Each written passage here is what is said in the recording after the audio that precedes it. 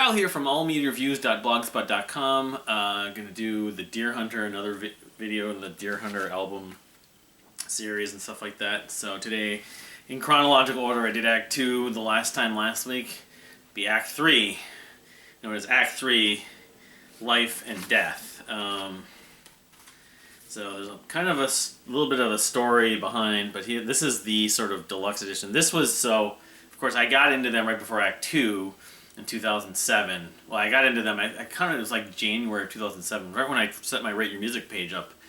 But, you know, I became a fan, and, you know, Act 2 was sort of my first record that came out. So this was the next one, and it was huge anticipation since I loved Act 2 so much and loved Act 1. Saw them live at least twice, probably, leading up to this record. So it came out June 23rd, 3 days after my birthday, June 23rd, 2009, which was the same day Dream Theater's Black Clouds and Silver Lions, I think, came out, and Kiss Kiss is the Meek Shall Inherit What's Left, and there was like 4 or 5, or King's X's new album may have come. I can't, not King's X, but I saw King's X live that day. I remember that. So I have 2 versions of it. This is just the standard version. These are just digipacks. I never got a jewel case, but this was the pre-ordered deluxe version, which sadly, of course, the condition of is not what it once was. I mean, the CD is probably still fine, but the book has taken, you know, I'd be bringing this to work. You know, it's in a bag or something like that, and you know, I burned CDs. I didn't really use MP3 players that much, but it took a little bit of a wear and tear on it. It's not in terrible shape, but it came with these cards, which I'm pretty sure this is not every single one, but you know. So I'll get into the whole more of what the concept is in a minute and the music, but I'm just trying to show as much as I can. And I have vinyl to show too, of course. These are postcards. A lot of them. You know, I don't know if it was like one for every song, I think. Yeah, Go Get Your Gun, Sun, Life and Death, What It Means to Be Alone. So you can see they have the titles. I forgot about that. The Tank. With the Tank, go figure, you know, Poison Woman. So it's pretty extensive. I mean, I can't remember what other, like, you know, there's a lot of artwork, which I've probably only flipped through once. I mean, I'm someone who, like, when I buy the pre-orders, I just go ahead and listen to the music, or I flip through it once and don't remember. I don't even know if I've ever read through this whole thing. The whole premise of this, you know. So, yeah, it's a big, you know, I remember this was the whole thing. It was like a little mini graphic novel book, which I probably should have read this before I did this video, but dealing with enough and just, you know, trying to get enough done. I've been catching up on the streaming stuff and TV. I watched Why the Last Man last night, and I've been watching Cobra Kai Season 2, so Cobra Kai Season 4 is coming, so hopefully I'll be caught up for that, but so you can say there's a lot to this record. So,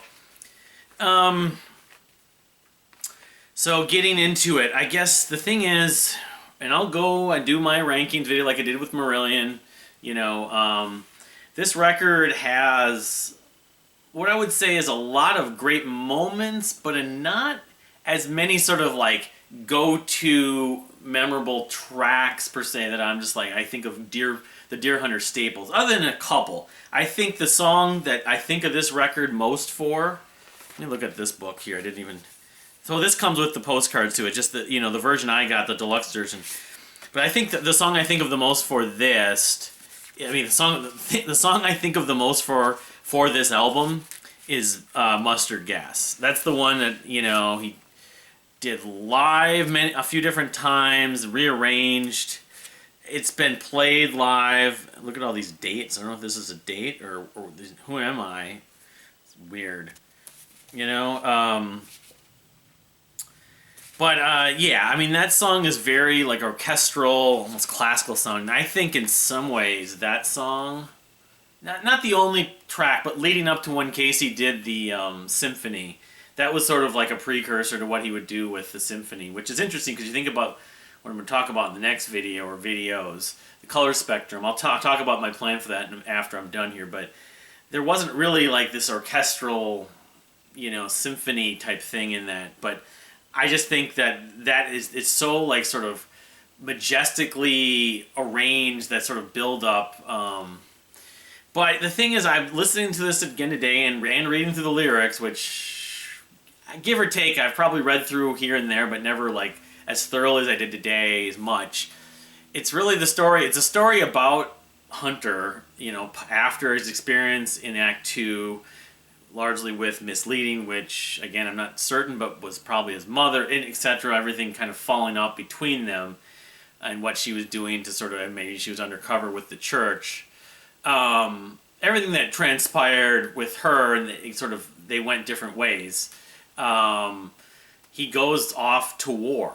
That's what this is about. I mean, you could say a lot. It's about a lot of other stuff, but if you want to just take it from a literal narrative standpoint, it's blatantly obvious it's about off to war. Now, what war, where it's set, there's a lot of different interpretations.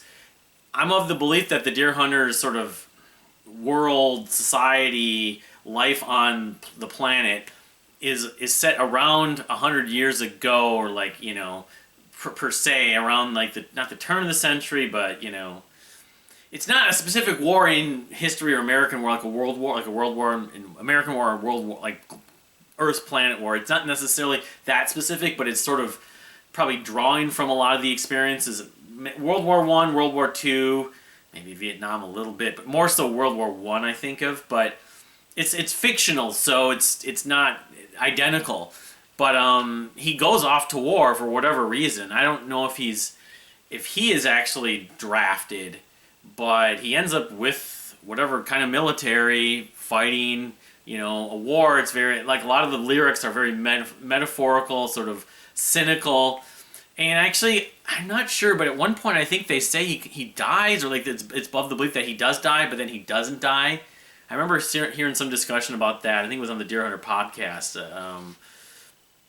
about Deer Apparition, or what it was called. And that's interesting because they talk about apparition in this. Of course, there's a song on later acts called Deer Apparition. So, when that song came up, I think it was Act 5 at the end, I didn't even think, oh, that's been referenced before, but it has, So musically, besides Mustard Gas, like I said, that's just very,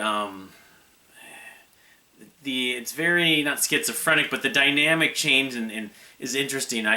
That one, Writing on a Wall, I should probably pull this up because I cannot read the track list. It's like, you look at that track list and how legible is that? It's not really.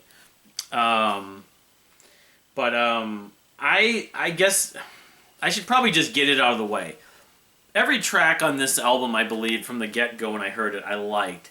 Other than one track. The song Go Get Your Gun it's always bugged me, mostly lyrically, because it's so overt and so sarcastic, but so not treated seriously. It's like, almost like a comedy, or like watching Mel Brooks. I know he's a fan of Terry Gilliam, and, Casey loves his cinema, his sort of artsy cinema, and his comedy at points. So maybe that's the sarcasm with that about being at war, go get your gun, and talking about someone dying. He's gonna die, you're going to hell, all this stuff. It never has worked. It still doesn't really work. The music in it is fine. I don't hate that. Like other examples, like Porcupine Tree's Fear of Blank Planet, or that song Lucky Man from Marillion, I don't love, but I can say at least in the case of Go Get Your Gun, the music is actually not bad. It's just the lyrics are still too front and center, and it bugs me. But every other track I enjoy to the most. The song Son is just okay. I used to love that whole suite of the ending, Son, Father, Life, and Death. And now I would say Father, the ending especially, and Life and Death are still holding up as some of the best music the Deer Hunter's ever done. Son, I'm just sort of lukewarm. But the ending of The Poison Woman, that's catchy. That's another highlight for me. What It Means to Be Alone, that was like the one they did the video for, I think it was. It's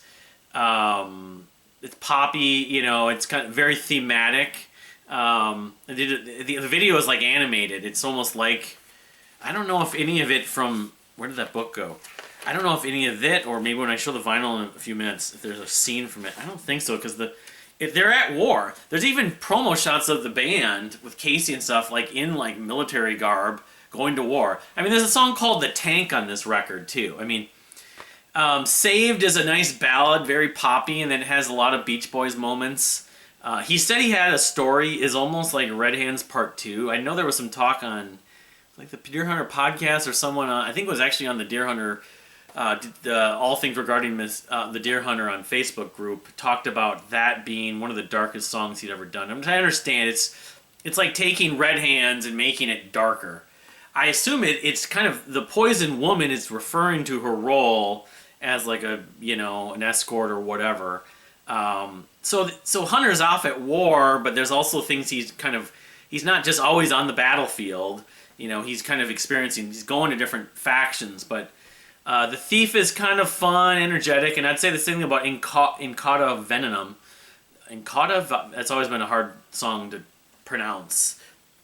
It's very much almost like, not a party song, but it's very energetic, and it starts the album off really well. So, this album, This Beautiful Life, actually, if I had to choose a song which I think of second for this record as a favorite, it probably is that. Well, This Beautiful Life, Life and Death, I would say, and then Mustard Gas. Those are the three biggest favorites for mine. So, I mean, this record, when it came out in 2009, I did listen to it. I had a lot of hopes, and I did enjoy it. But like the other records that came out that year from some of my favorites, I'm thinking of, because I always associate 2009 with not just these, but largely these three records. The record from Mew, No More Stories, and the record from Dredge, The Pariah, The Parrot, The Delusion, and this record. All of them were like huge deals to come out for me, for my taste in that time. Kind of the peak of my fandom of all three bands in some ways. And all three of them I really loved, but all three of them I think I felt like were just missing that little amount to sort of supplant them as sort of like top-heavy staple records in their careers. So it's weird. I was trying to figure out what was going to be my album of the year. Now, early in the year, in 2009, it was Soundscape's long delayed, Pro Tools mastered Grave New World. That record I listened to more, and that record ultimately ended up higher than all of them. And of course, the Kevin Gilbert compilations sort of, just by default, topped them all. But those three records, the Deer Hunter, Dredge, and Mew, and I think it's amazing how all of them still I feel about the same about. I haven't listened to The Pariah in a while. Maybe I'll do a Dredge series eventually soon, just like this series. But I listened to No More Stories, and I feel kind of the same way, although there's some things that feel differently about that. But this album is still kind of the same thing, where it's just really good. There's a lot of things to enjoy. It's not too long. There's a lot of really great parts of it, but at the same time, it's like, I listened to Act 2 last week, and I listened to this today. All the earworms I still get, maybe because I've listened to Act 2 probably twice as many times, I still think of Act 2, so... But, it's unfairly compared. I still think this is a great record. It just kind of more speaks to how great the Deer Hunter records are. And this record, while it's great, it's just... I don't know, one day it may go off like some of these Marillion records. The switch may go off and be like, this could be my favorite The Deer Hunter record. I know some people feel that way. So anyway, here I have the vinyl records. I'll show as quickly as I can from Act 3, Life and Death. I think it was a very big step up in production too. I know Hasey hates the production on Act 2. I don't hate it, but I could never deny that the production sounds better on this record, and then I'd say the same almost to an extent on the records that followed it. Every record he's either matched or gotten better in his production. That's one of the things I love about, just like Kevin Gilbert's records that have been remastered and stuff with John Cuniberti. Casey's been just a pro's pro in making sure the sound of his records have sounded so good. So this is the white vinyl. This is probably the one that came out, I don't know, well, it wasn't in 2009 because I bought those CDs, but it was, I don't know, I should know the dates on when this vinyl. This is obviously the first pressing of this vinyl. Probably sometime in the early 2010s, 2011. It may have been around the time that the Color Spectrum came out, or...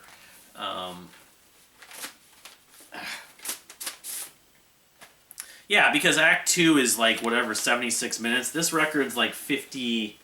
What is it? I gotta add one thing about the track list, though, before I'm done. Writing on a Wall, I didn't mention. Also, that's a great little intro. Instrumental intro, mostly. It's just some chanting. It's like 57. Doesn't say on here. It's like 57 minutes. Oh, 57:46. So, yeah, like cream vinyl. It doesn't even have. Well, it does have the track list in very small print, but um, this is the story of the hunter. It's the coming of age thing. I mean, it's. I was just thinking though that by him going to war after everything that happened in Act Two is just like a total left turn. And I'm gonna go through the other Act records after this, of course, and my feeling about sort of how the story's been told. But yeah, Eric Cerner, Nate Patterson, of course, Nick, of course, has been on every album from the Deer Hunter from then on. He was on the Act One, he just wasn't on Act Two. But so then they re-released the records, and I don't know if these are the ones that ended up in the box set, but like it was like 15, 2016, 2017. I don't know if, in retrospect, with Casey, if he really felt like he wishes he would have used this as the artwork originally. I don't know. It's like you like different artworks for different reasons, So this is the second pressing of Act. This is just a black, I think. It wasn't really made much of. I didn't see, because I followed the Deer Hunter and the social medias and stuff. They made much about these repressings with the alternate artworks and everything like that. But so that's the first and second side. Yeah, of course, these cases are the lyrics, of course. Oops, my bad. I don't want to be touching that with my fingers. That's not good. Cardinal Sin. Act 3, the side 3 and 4. So I was just going to say, part of the deal with this album was, like with Act 2, a lot of the songs in the first half, primarily I would say, if I'm not mistaken, have like these, endings where they go in and out, like they go into the next song. That's why that the tracks like 2 through 5 or whatever, the procession through, I think it's the Church and the Dime, all have like endings and outros that go to the next song, a different part. This album, when it was released digitally, I know, had extra like little untitled, something like that, which were little like parts, and like on Spotify and then I think on the CD, they just kind of end those tracks on here, but they were called untitled, so there's like different versions. There's also a cappella version of Writing on a Wall, that's right. So there's untitled, Writing on a Wall cappella, movement 1 and 2. So that was the thing that everyone got thrown off by the track list on this when it came out. So anyway, so that's it for Act 3. I'll just say, okay, so for the color spectrum, which would be the next one I would do, I'm not going to make it into one video because it's just so long. So what I'll end up doing is I may do like 2 or 3 of the EPs, because there's 9 of them. I might just do 3 videos of 3 EPs. So we'll see when that gets done. Again, I talked about my mother-in-law. She's not here today. She might be back. She might be, she's doing somewhat better. But anyway, that kind of impacts my ability to make these videos to an extent. But anyway, the Deer Hunter fans, what's your take on Act 3, Life and Death? Is it overlooked? I think it's kind of overlooked, but it always still, some of the songs end up managing to get into their set lists. I think Casey himself at the time was really proud of it. He probably looks back on it still, although I think after he made this, he clearly was a little burnt out on writing music in this kind of, story arc style musically and, lyrically, that he needed a break, and that's why he didn't do the next act records after this. I think, this album has become a little overlooked, but when I'll talk more about that when I get further into some of the records and I do the rankings about where this record sort of falls. But I mean, at the time, I think this was sort of like they perfected their style. Granted, my nostalgia for Act 2, I can't necessarily feel that way, but they've never done this live in its full. That'd be nice, and they probably could do it. It'd be easier because it's only whatever it is, 57 minutes. So it's still whatever. 14 tracks at least, but yeah, the whole war story, very sarcastic thing about, it's just the tank, you know, of course, Between the Buried and Me covered the tank, and the Deer Hunter covered song from Between the Buried and Me's Coma Ecliptic. I don't remember the name of the song, but it's still a record that's thought of, but I guess it's just not thought of first. I think the last two Act records and then Act, I mean, it's just sort of caught in the middle. It's like the middle child in a way, you know, which is fair, not really fair enough to it, but I don't know. I'd like to hear Casey talk specifically about this record sometime soon, just now, some 11 or whatever, 12 years later, because, you know, it's still a very good record. And, you know, I mean, that Life and Death always nearly brings me to tears, that track. That and the ending of Fought, it's just, they're gorgeous, you know, so. And of course, they did reference, besides the apparition, they had a couple other references they used later. Mustard Gas on Act 4. So when I get to Act 4, which is a couple videos down the road, we'll talk more about that. But anyway, thank you for watching. We'll see you next time.